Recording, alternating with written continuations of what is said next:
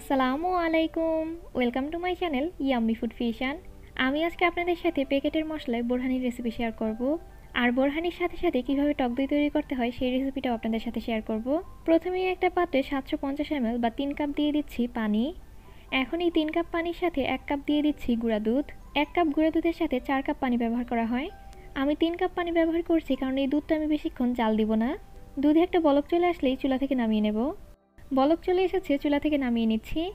বাজারে 10 টাকা করে যে কাপ দইগুলো পাওয়া যায় সেই দই দিয়ে আমি এই টক দইটা তৈরি করব। অনবরত নেড়ে দুধটা কুসুম গরম করে নিয়েছি। দুধটা যদি বেশি ঠান্ডা হয়ে যায় তাহলে দই জমতে কিন্তু অনেক সময় লাগবে। আর দুধটা যদি অতিরিক্ত গরম থাকে তাহলে এই দইটা কিন্তু ছানা ছানা হয়ে যাবে। হাত দিয়ে টাচ করে অবশ্যই চেক করে নেবেন। এখন এর মধ্যে কাপ দইটা দিয়ে দিচ্ছি। দই থেকে পানি ঝরিয়ে নেওয়ার কোনো দরকার নেই। অনেকেই ভাবতে পারেন এই মিষ্টি দই দিয়ে আবার দই হবে কিনা। এই মিষ্টি দই দিয়েও কিন্তু খুব সুন্দর দই হয়। আমি দই মেকারে দই তৈরি করব, এই জন্য দই মেকারের বাটিতে দুধটা নিয়ে নিচ্ছি। দই মেকারের মধ্যে বসিয়ে অন করে দিচ্ছি। আপনারা কম্বল পেঁচিয়েও কিন্তু খুব সহজেই দইটা তৈরি করতে পারবেন। 4 ঘন্টার জন্য এভাবেই রেখে দিচ্ছি। ঢাকনা তুলে বারবার চেক করলে দইটা জমতে কিন্তু অনেক সময় লাগবে। এখন একটা ব্লেন্ডারের জগে প্রায় 20টার মতো নিয়ে নিচ্ছি ধনে পাতা, 40-50টার মতো নিয়ে নিচ্ছি পুদিনা পাতা। ঝাল কাঁচামরিচ দিয়ে দিচ্ছি 7টি। কাঁচামরিচ যদি ঝাল না হয় বোরহানি খেতে কিন্তু ভালো লাগবে না, কারণ এই প্যাকেটের মশলায় ঝালের পরিমাণ কম এবং লবণের পরিমাণ একটু বেশি থাকে। এখন এই সব কিছু খুব ভালোভাবে একসাথে ব্লেন্ড করে একটা সাইডে রেখে দিচ্ছি। আমি এখানে 1 প্যাকেট বোরহানির মশলা নিয়েছি। এই সম্পূর্ণ মশলাটাই আমি আজকের এই বোরহানি তৈরিতে ব্যবহার করব। একটা গ্লাসের মধ্যে সম্পূর্ণ মশলাটা নিয়ে নিচ্ছি।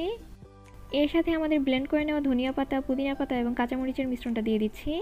এর সাথে 1 কাপ বরফ ঠান্ডা পানি দিয়ে হ্যান্ড উইক্সের সাহায্যে সব কিছু খুব ভালোভাবে একসাথে মিশিয়ে নিচ্ছি। আমরা যে দইটা তৈরি করেছি সেই দই আমি আপনাদেরকে কাপের মাপে মেপে দেখিয়ে দিচ্ছি। আর দইয়ে যে পানি রয়েছে এই পানি ঝরিয়ে নেওয়ার কিন্তু কোনো দরকার নেই, কারণ বোরহানি তৈরিতে আমরা এমনিতেও কিন্তু আরও অনেক পানি ব্যবহার করব। আমার এখানে মেজারমেন্ট কাপের 3 কাপ দই হয়েছে।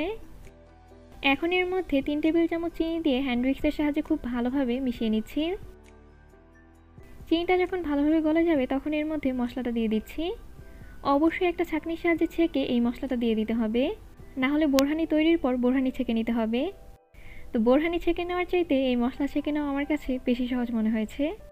এখন এর মধ্যে 2 টেবিল চামচ টমেটো সস দিয়ে দিচ্ছি। সব কিছু খুব ভালোভাবে একসাথে মিশিয়ে নিচ্ছি। আমার কাছে মিষ্টি কিছুটা কম মনে হয়েছিল, এই জন্য আমি এর মধ্যে আরও 1 টেবিল চামচ চিনি দিয়ে দিচ্ছি। হাফ কাপ দিয়ে দিচ্ছি বরফ ঠান্ডা পানি, আর 1/4 কাপ দিয়ে দিচ্ছি গুঁড়া দুধ। সব কিছু খুব ভালোভাবে একসাথে মিশিয়ে নিচ্ছি। আমি এখানে হাফ চা চামচ জিরার গুঁড়াও ব্যবহার করেছি। ভুলবশত ক্লিপটা কেটে গেছে। আমাদের বোরহানি এখন পুরোপুরি তৈরি। আমি এখানে যে পরিমাণে বোরহানি তৈরি করেছি তা দিয়ে 1 লিটার এবং এইরকম ছোট ছোট গ্লাসের 3 গ্লাস বোরহানি হয়েছে। আজকের এই বোরহানির রেসিপি আপনাদের কাছে কেমন লেগেছে অবশ্যই আমাকে কমেন্ট করে জানাবেন। ভালো লেগে থাকলে প্লিজ আমার চ্যানেলটা সাবস্ক্রাইব করবেন। আর যারা সাবস্ক্রাইব করেছেন তাদেরকে অসংখ্য ধন্যবাদ। সবাই অনেক বেশি ভালো থাকবেন, সবাই সবার জন্য দোয়া করবেন। আল্লাহ হাফিজ।